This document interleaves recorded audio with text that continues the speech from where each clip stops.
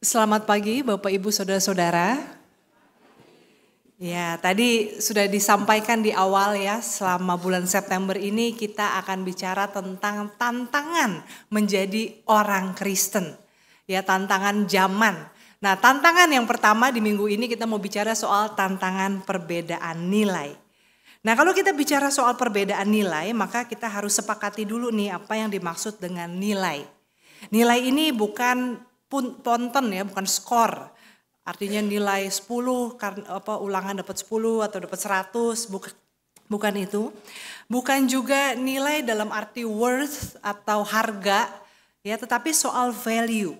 Soal apa yang menjadi nilai-nilai yang penting dalam hidup kita, prinsip hidup kita, pegangan hidup kita yang mewujud dalam cara berpikir, cara bicara, apa yang menjadi pilihan hidup kita. Ya, dan nilai itu juga pada akhirnya memang akan menentukan worth kita. Dengan kata lain, kalau kita punya nilai-nilai yang jelek, ya keserakahan, kesombongan, harga diri, balas dendam, maka ya tentunya worth kita, nilai kita sebagai manusia di tengah masyarakat tentu bukan manusia yang menyenangkan. Bukan berarti gak berharga, tapi ya kurang bernilai lah dalam pertemanan, dalam persahabatan. Tapi kalau nilai-nilai kita kejujuran, ketulusan, kesetiakawanan, ya, pengorbanan diri, kerendahan hati, maka dengan sendirinya kita tentu akan bernilai sebagai manusia, ya akan worthy. Jadi nilai yang kita bahas soal value yang pada akhirnya akan menentukan our worth, nilai kita juga sebagai manusia. Nah, akhir-akhir ini kalau kita bicara konteks kita di Indonesia yang tentunya tidak mungkin tidak kita bicarakan seberapapun kita peduli atau tidak peduli, tahu atau tidak tahu, kita melihat bahwa mudah sekali kita itu terpecah belah. Ya, saudara-saudara, setelah kita terpecah belah sekian tahun bahkan dekade oleh pilihan-pilihan politik, akhirnya rakyat dipersatukan.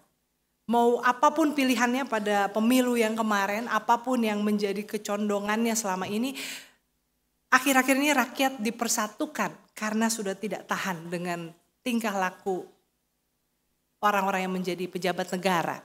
Mereka yang katanya menjadi wakil rakyat. Maka segala golongan pun bersatu, saudara-saudara ya, mahasiswakah, kaum terdidikkah, ataukah mungkin mereka yang kaum buruh, ojol, emak-emak, influencer ya, semua bersatu padu menggugat ketidakadilan, kesemena-menaan yang rasanya selama ini dilakukan oleh para pejabat.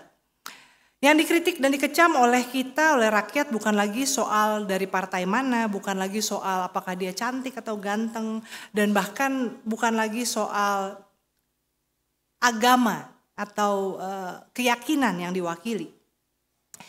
Selama ini itu yang menjadi nilai-nilai mereka, para manusia yang katanya mewakili rakyat, saat ini nilai-nilai itu kemudian yang menjadi ditolak ya. Kita selama ini udah melihat pejabat flexing itu sudah menjadi biasa. Influencer banyak yang flexing ya, pamer barang mewah dan sebagainya. Lalu pejabat juga ikut-ikutan flexing, lagi liburan ke luar negeri walaupun katanya gak pakai uang rakyat dan sebagainya. Tapi nilai-nilai yang seperti itu ternyata tidak cocok dengan nilai yang menjadi keadilan sosial bagi seluruh rakyat Indonesia. Dan itu yang membuat nilai mereka menjadi tidak berharga. Dan itu yang membuat mereka menjadi digugat oleh rakyat. Karena ada juga wakil-wakil rakyat yang benar-benar kerja, yang hidup secukupnya, yang menyuarakan kepentingan rakyat itu tetap dihargai. Jadi bukan sistemnya yang dikritik, melainkan nilai-nilai yang diwakili oleh para wakil rakyat itu. Nilai-nilai istilahnya mungkin ya ini ya, gila hormat ya, seperti misalnya mobil pejabat harus dikasih jalan di tengah kemacetan, padahal mereka ternyata mau ke salon atau mau main golf gitu ya. Itu mungkin di zaman feodal itu menjadi sebuah nilai yang bisa berlaku di tengah masyarakat. Tapi sekarang rakyat mengatakan wakil rakyat itu bekerja untuk rakyat, dibayar oleh pajak rakyat, kenapa kita harus ngasih jalan buat mereka? Bahkan ada gerakan ya sekarang kan, yang juga sudah saya lakukan dari dulu, tidak memberi jalan selain untuk ambulans dan juga mobil pemadam kebakaran. Sekarang juga ada yang mengatakan kalau ketemu pejabat salamannya biasa aja, nggak usah sampai nunduk-nunduk. Saudara-saudara, ini kan kita lihat ya, ada sebuah pertentangan nilai. Nilai kesetaraan, keadilan sosial, kemanusiaan diperhadapkan dengan nilai orang yang merasa bahwa jabatan itu menjadikan dia imun. Nah, di sini kita lihat bahwa ketika nilai tidak sejalan memang akan ada pertentangan. Nah, pertanyaannya sekarang, bagaimana kita sebagai orang Kristen memiliki nilai? Ya, saudara-saudara, nilai ini juga kita lihat misalnya contoh ketika kita bicara soal kemarahan rakyat yang berujung pada penjarahan. Dan ada yang mengatakan, rasain gitu ya. Tapi sebetulnya kalau kita berdiri pada nilai keadilan, nilai kemanusiaan, maka mestinya kita tidak mendukung penjarahan kepada siapapun dalam bentuk apapun. Ya, sama seperti kalau ada maling digebukin massa, itu juga mestinya kita tidak bersorak-sorai untuk itu. Walaupun kita mengecam perbuatan maling, tetapi kita juga mengecam perbuatan main hakim sendiri. Maka Bapak Ibu Saudara-saudara, di sini ketika kita bicara soal nilai, ini adalah bicara soal bagaimana kita juga menilai apa yang terjadi, di mana posisi kita dan bagaimana seharusnya kita bersikap. Nah, kalau bicara soal nilai, sebetulnya semua orang pasti punya nilai yang berbeda. Kita nggak mungkin menyeragamkan nilai kita menjadi sama. GKI Yesus punya tata nilai. Kita punya 5 nilai yang kita gaungkan, kita sosialisasikan menjadi semangat kita bersama. Pengosongan diri, kesadaran diri, kesederhanaan, kepedulian, dan keterbukaan. Ini kalau yang menjadi pengurus, menjadi aktivis pasti udah katam nih ngomongin soal tata nilai GKI Surya Utama.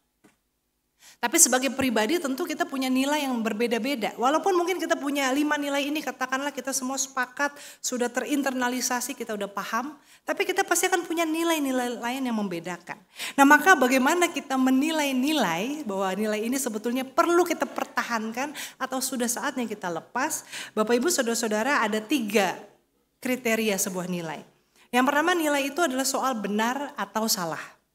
Nilai kita ini benar atau salah itu bisa dinilai. Contohnya, nilai orang yang rasis, orang yang membeda-bedakan orang berdasarkan warna kulit, bahasa, budaya, agama, ini bigotry ya, termasuk di sini kan, orang yang pokoknya orang tuh harus yang sewarna kulitnya dengan saya baru dia manusia, yang lain tidak terlalu penting. Ini kan sebuah nilai, pertanyaannya ini benar atau salah? Atau misalnya orang yang menganggap bahwa jenis kelamin tertentu tuh lebih berharga, lebih pintar, lebih hebat daripada jenis kelamin yang lain. Ini kan juga sebuah nilai yang menunjukkan ada ketidakadilan. Ya memang kita nggak bisa memaksa, nggak boleh kayak begitu, harus berpikirnya begini begitu. Memang tidak bisa dipaksa, tapi kita bisa mengajak orang mengevaluasi nilai itu benar atau salah. Jadi yang pertama soal nilai itu soal benar atau salah. Yang kedua Bapak Ibu adalah soal pantas atau tidak. Ini bukan soal masalah benar atau salah, mungkin nggak salah, tapi masalahnya pantas atau tidak. Ya misalnya ketika bicara kembali soal apa yang terjadi di Indonesia, tunjangan untuk DPR. Kan dikatakan kan ya di negara lain juga wakil rakyat dapat tunjangan gitu ya. Ini kan gantinya perumahan yang sudah tidak layak dihuni dikasih uang karena kalau renovasi biayanya lebih mahal. Tapi kan yang membuat marah ini kan masalahnya menjadi tidak pantas karena banyak rakyat yang melarat. Lalu sementara wakil rakyat yang udah flexing naik mobil mewah dan minta dibukain jalan, taruh tas mahalnya di meja saat sidang dan sebagainya, lalu minta tunjangan yang angkanya buat rakyat kebanyakan itu tidak akan pernah bisa dia lihat. Ini tidak lagi soal nilai benar atau salah, tapi pantas atau tidak. Ya, termasuk misalnya untuk kita pribadi, bukan hanya untuk wakil rakyat ya. Apa yang kita lakukan mungkin tidak melanggar hukum, bukan sebuah dosa di hadapan Tuhan. Tapi kalau itu tidak pantas, maka kita perlu mengevaluasi nilai kita kalau itu menjadi ketidakpantasan. Lalu yang ketiga, saudara-saudara, mengevaluasi nilai adalah dengan bertanya ini berguna atau merusak, membangun atau tidak. Contohnya misalnya ngomong kasar gitu ya. Kalau ngomong tuh yang pakai kata-kata yang kasar. Banyak orang yang membela diri dengan mengatakan justru orang kalau ngomong kasar tuh jujur gitu ya. Dia nggak suka menjilat, nggak dimanis-manisin. Itu jujur gitu ya. Tapi kan pertanyaannya memang mungkin tidak salah, tidak juga soal moral. Tapi masalahnya ini membangun atau tidak. Nah, setiap kita memiliki nilai, maka kalau kita berhadapan dengan orang yang berbeda nilai, kita perlu juga mengevaluasi nilai kita. Kita ini benar atau salah? Apa yang kita lakukan pantas atau tidak, membangun atau malah menghancurkan. Nah, saudara-saudara, setiap kita pasti memiliki nilai, kita sadar atau tidak. Tapi celakanya lebih banyak orang tidak sadar nilai apa yang dia miliki, tapi itu terus muncul dalam perilakunya, perkataannya, dan menjadi karakternya. Tapi dia gak sadar kalau dia punya nilai itu. Sampai kemudian mungkin harus ada yang menunjukkan. Misalnya contoh saudara-saudara, orang yang materialistis. Orang yang apa-apa mikirnya semua itu dihitung dengan uang. Ya, persahabatan, kekeluargaan semua dihitung dengan uang. Bahkan melihat nilai dirinya sendiri pun tergantung dengan berapa banyak uang yang dia miliki. Kalau sama orang yang lebih kaya dia akan tunduk-tunduk hormat, sama orang yang lebih miskin dia akan merendahkan. Itu artinya dia punya sebuah nilai bahwa materi itu adalah segalanya. Nah, saudara-saudara, ini seringkali orang tuh gak sadar bahwa dia begitu, sampai kemudian ya harus melakukan evaluasi diri. Dan nilai-nilai kita itu akan menentukan arah hidup kita, akan menentukan apa yang kita pilih, apa yang kita lakukan. Ya, misalnya contoh orang yang punya nilai materialistis itu gitu ya.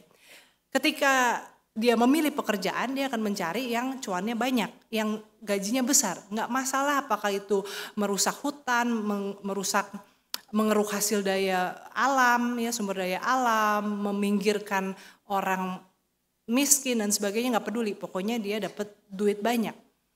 Nah, tapi berbeda dengan orang yang misalnya punya nilai kemanusiaan, yaitu yang lebih kuat, maka dia akan memilih lebih baik tidak mengambil pekerjaan yang demikian kalau kesadarannya akan kemanusiaan itu bisa dijaga. Dan saudara-saudara, ini yang seringkali kenapa kita melihat ada orang itu padahal pintar ya, dia punya posisi udah baik, datang dari keluarga kaya. Kenapa kok berakhirnya seperti ini ya? Karena nilai-nilai itu yang menuntun dia untuk memilih apa yang dia lakukan.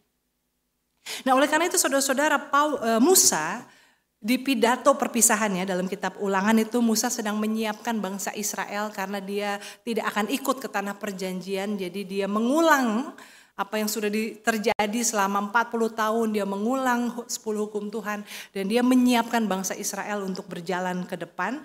Dalam pidato perpisahannya dia meminta bangsa Israel untuk memilih, hari ini aku menghadapkan kepada kalian kehidupan dan kesejahteraan atau kematian dan kecelakaan. Ya, itu pilihan yang gampang, kehidupan kesejahteraan versus kematian dan kecelakaan. Ya, semua pasti milih kehidupan dan kesejahteraan. Tetapi bukan pilihan yang Musa sampaikan itu sebetulnya adalah result atau konsekuensi dari pilihan yang harus kita pilih. Karena Musa katakan kalau engkau memilih kehidupan dan kesejahteraan, maka engkau harus mengasihi Tuhan Allahmu dengan hidup menurut jalannya dan berpegang pada perintahnya. Saudara-saudara, seringkali kita itu berpikir hidup itu kita memilih tujuan akhir, tapi kita tidak memperbaiki nilai-nilai kita di sini. Ya, maksudnya begini, kita tidak menyadari nilai-nilai yang menjadi drive kita, yang menjadi motivasi kita, yang menjadi perspektif kita untuk dunia. Kita nggak menyadari, kita nggak merenungkan, kita nggak memilih nilai-nilai yang baik dan menanamkannya pada diri kita sendiri. Tapi kita memilih tujuan yang bagus-bagus. Ya, contoh misalnya, orang kalau ditanya, apa mimpi dalam hidupmu? Saya mau kaya, saya mau bisa pensiun dini, saya mau punya passive income, saya mau kaya gitu ya. Nah, tujuannya seperti itu. Tetapi kemudian yang dia lihat, lalu harus apa untuk bisa mencapai tujuan itu? Ya harus kerja keras, bangun network, ya punya jaringan yang luas, punya bisnis di mana-mana menggurita dan sebagainya. Tetapi tanpa nilai, maka ini semua bisa malah menjadi sebuah kehancuran. Maka nilai-nilai misalnya kalau tadi ya, nilai-nilainya yang jelek tadi materialistis, nilai mengandalkan diri pada kekuatan dunia, nilai kesombongan harus jadi yang nomor satu, nilai persaingan, gak mau kalau ada yang lebih daripada dia, maka nilai-nilai ini akan menjadi spiritnya dia dalam menjalani untuk mencapai tujuannya. Tapi katakanlah orang yang berbeda ditanya mau apa ya, saya mau bisa punya financial freedom, saya pengen punya kecukupan sehingga saya bisa nggak harus kerja keras, nggak usah pusing, tapi bisa menikmati hidup ya, pengen kaya lah kurang lebih begitu kan. Tapi nilai-nilainya ini bicara soal apa? Kejujuran, bicara soal ketulusan, bicara soal rasa cukup, bicara soal menjadi berkat. Kerja tuh bukan cuma soal cari cuan, tapi bagaimana bisa membawa perubahan yang baik. Ini nilai-nilainya. Maka walaupun tujuannya sama, kesannya di atas kertas, tapi mereka akan menjalaninya berbeda. Yang satu mungkin akan menolak pekerjaan-pekerjaan kalau itu curang. Maka dia akan terhindarkan dari tuduhan atau jebakan korupsi dan sebagainya. Yang satu mungkin akan berkata cukup, saya nggak butuh sebanyak itu, saya cukup kok segitu. Maka dia pun juga kalau misalnya ada tawaran pekerjaan lebih daripada yang mampu dia kerjakan, dia akan berbagi. Oh, saya nggak sanggup nih, kerjaan saya banyak. Saya tawarin ya, saya perkenalkan ke teman saya, saudara saya, dia juga bisnisnya serupa, bisa dibagi, bisa dikerjakan. Alih-alih menjadi sangat serakah, semua diiyain, nanti soal gimana ngerjainnya belakangan gitu ya. Jadi over promise, over claim bahwa bisa, pasti bisa. Akhirnya banyak orang yang menjadi kecewa, merasa dibohongi dan sebagainya. Jadi saudara-saudara seringkali kita ini memang fokus pada, ya aku mau kehidupan dan kesejahteraan. Seperti yang Musa suruh pilih. Tapi kita tidak membekali diri dengan nilai-nilai yang memampukan kita untuk sampai pada tujuan itu dengan aman dan damai. Maka Musa katakan kalau kamu memilih kehidupan dan kesejahteraan, maka kasihilah Tuhan Allahmu hidup menurut jalannya dan berpegang pada perintahnya. Dan hal ini saudara-saudara berbalikan dengan apa yang dikatakan oleh kitab Mazmur pasal 1 yang tadi kita nyanyikan. Mazmur pasal 1 dikatakan begini, berbahagialah orang yang tidak berjalan menurut ajakan orang fasik, berdiri di jalan orang berdosa, duduk di komplotan pencemooh. Ini menarik saudara-saudara karena digambarkan bahwa ya kemudian juga berbahagialah orang yang kesukaannya adalah Taurat Tuhan. Tapi orang yang tidak dulu nih ya, jadi yang artinya yang seperti itu, yang berjalan menurut ajakan orang fasik, berdiri di jalan orang berdosa, duduk di komplotan pencemooh, ini ya terkutuklah hidupnya ya, celakalah hidupnya, lawan dari berbahagia. Karena saudara-saudara kita lihat di sini ini menariknya gini. Pertama orang berjalan. Orang kalau jalan itu bisa jadi kita mungkin salah jalan. Tapi selama kita jalan terus kita akan bisa pindah ke jalan yang lebih benar. Ya, kalau kita lagi misalnya cari jalan dipandu oleh Mbak Google gitu ya, lalu lewat jalan, nah ini sempit banget, nggak muat gitu ya. Tapi kalau kita jalan terus ya udah nanti bisa balik lagi ke jalan yang lebih lebar. Misalnya kalau naik mobil, berjalan itu sendiri sebenarnya udah sebuah masalah karena kalau salah jalan lalu kejeblos masuk got gitu kan jadi celaka. Tapi orang ini bukan hanya berjalan, kemudian dia berdiri. Jadi dia sudah jalan di jalan yang salah, dia berdiri di situ dan kemudian dia duduk.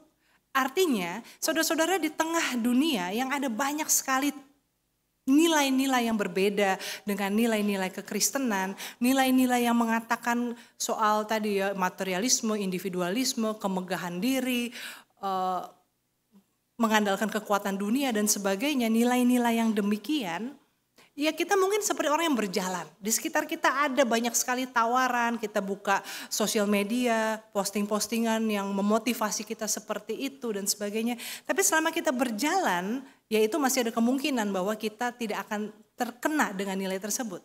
Tapi kalau kita mulai berdiri, lalu kita mulai mengamati, bahkan kita duduk, artinya kita komitmen pada nilai-nilai tersebut, maka ya ini sebetulnya kita sedang memilih apa yang Musa perhadapkan, kematian dan kecelakaan. Saudara-saudara tentu saya tidak bermaksud menakut-nakuti dan tidak usah juga diperdebatkan, banyak orang yang jahat nilai-nilainya rusak tapi hidupnya kaya raya tuh gitu ya.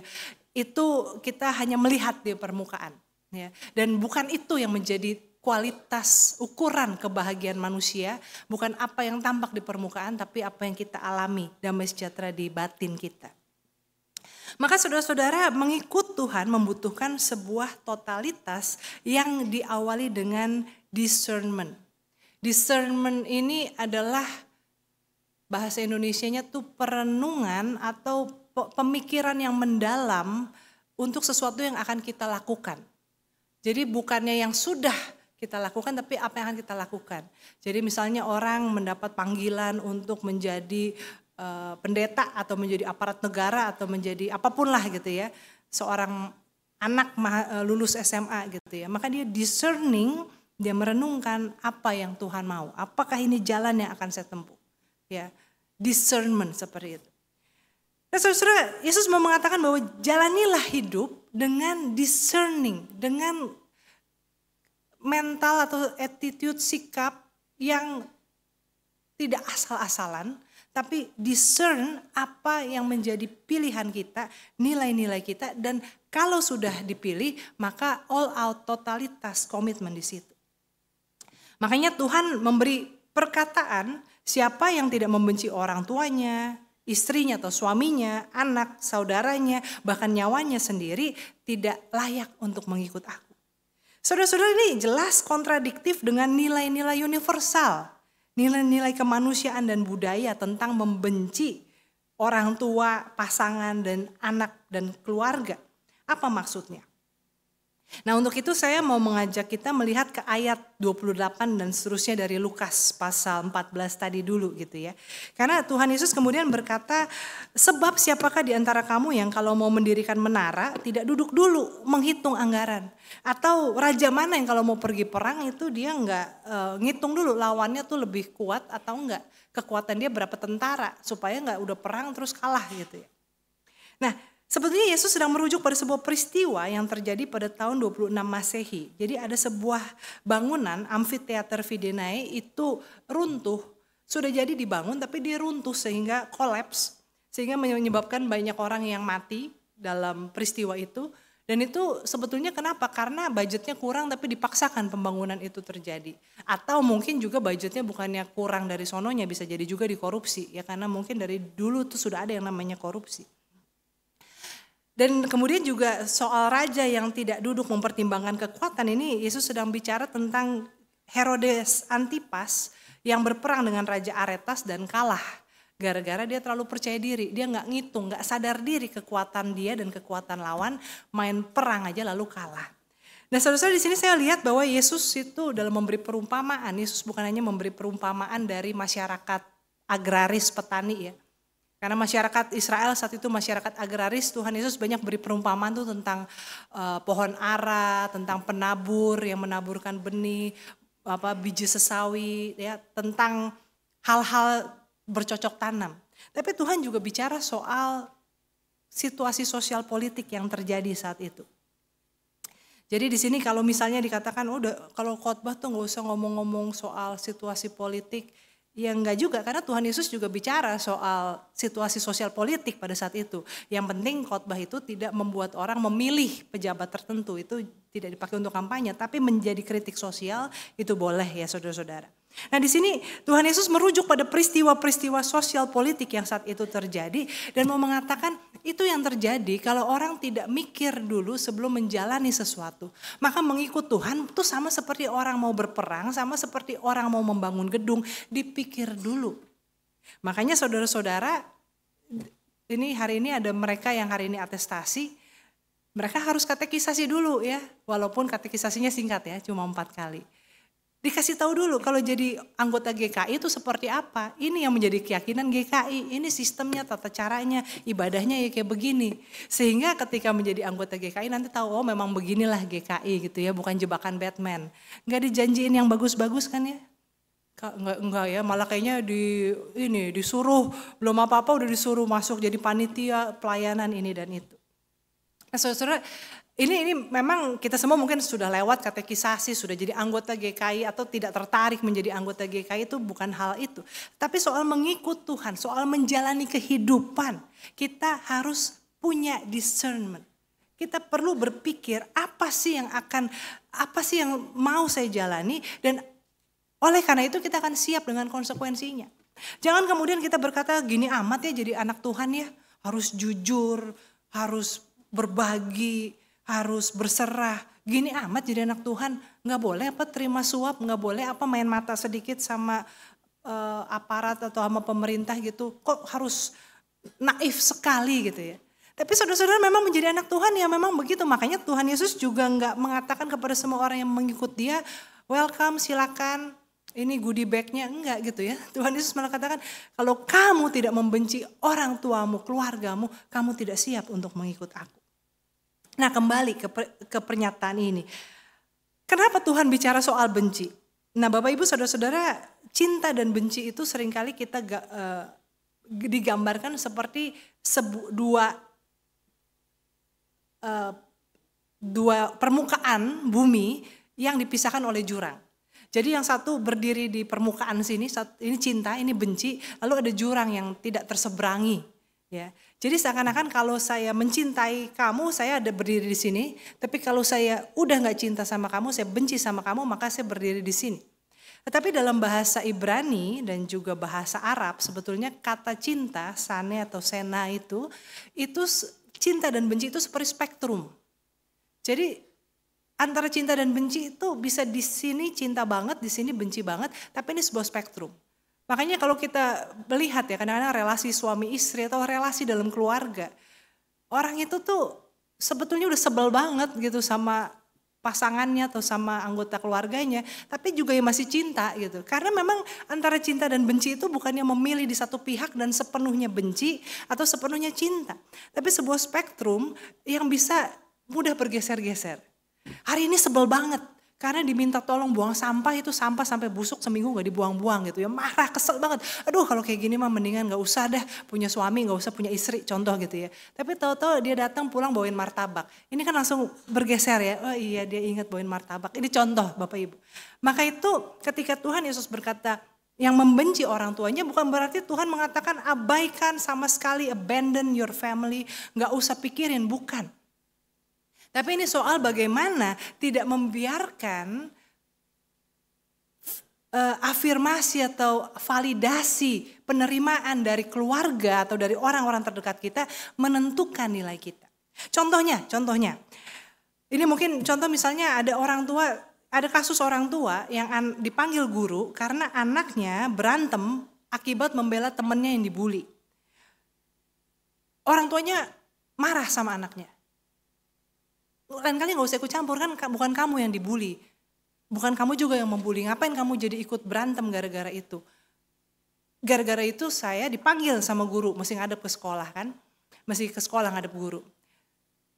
Ini kalau kita melihat sebenarnya nilai anak ini adalah hal yang baik. Dia punya kesetiakawanan, keberanian, dia punya sense of justice, dia tidak berdiam diri.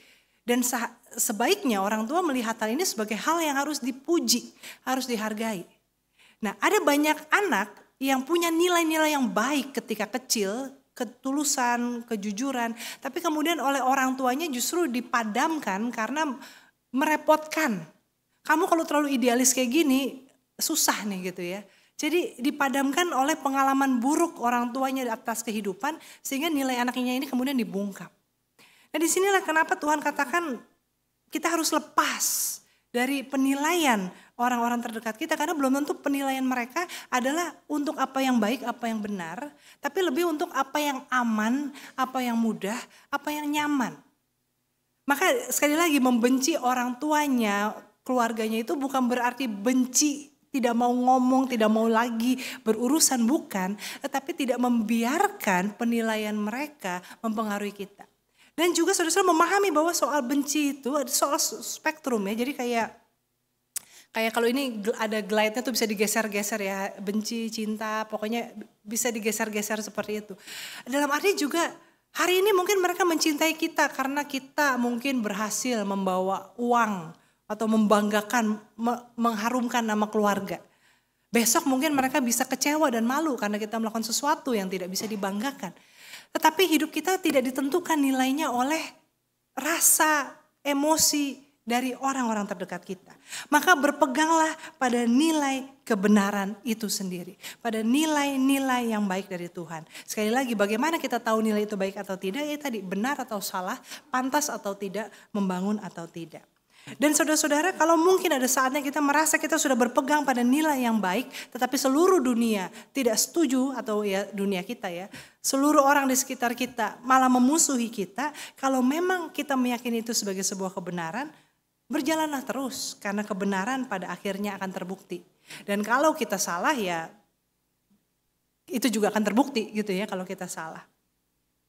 Rasa kagum, rasa sayang, persetujuan, dukungan orang-orang di sekitar kita itu adalah sesuatu yang mudah bergeser-geser. Bukan fondasi di mana kita berdiri menjadi sebuah tumpuan. Maka hiduplah sebagai murid Kristus yang sungguh-sungguh menyadari jalan yang kita tempuh menjadi murid Tuhan. Dan ketika kita menjalani jalan itu, kita menjalaninya dengan komitmen. Sampai Tuhan memanggil kita, kita berada di jalan Tuhan. Biarlah di tengah perbedaan nilai-nilai yang mengatakan begini begitu, kita bisa mengenali apa yang menjadi kehendak Tuhan dan menjalani hidup yang baik, hidup yang memuliakan nama Tuhan. Tuhan menolong kita. Amin.